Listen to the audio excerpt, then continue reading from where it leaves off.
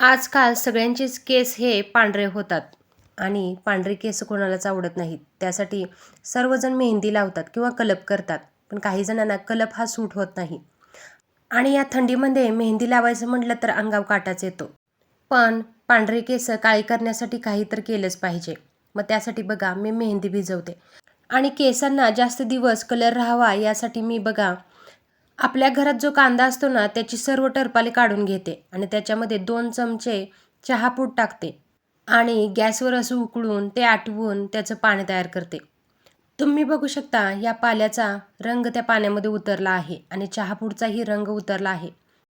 पाणी बघा असं चॉकलेटी कलरचं तयार झालं आहे आणि हेच पाणी जर आपण मेहंदी भिजवण्यासाठी वापरले तर आपल्या केसांची वाढही होते आणि मेहंदीचा कलरही जास्त दिवस टिकतो. थंडीच्या दिवसामध्ये आपल्या केसामध्ये कोंडा होतो आणि तो कोंडाही कमी होण्यासाठी हे पाणी उपयुक्त आहे.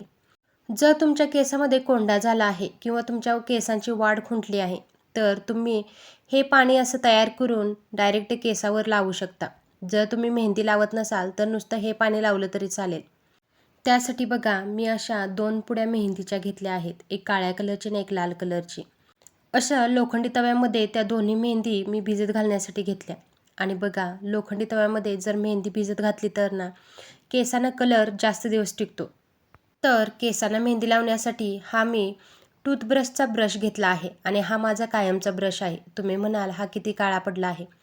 जेव्हा पण केसाला मेहंदी लावायची असते तेव्हा मी हाच वापरते आणि अशी मेहंदी भिजवून अर्धा तास तरी भिजत ठेवते आणि मग ती लावायला घेते.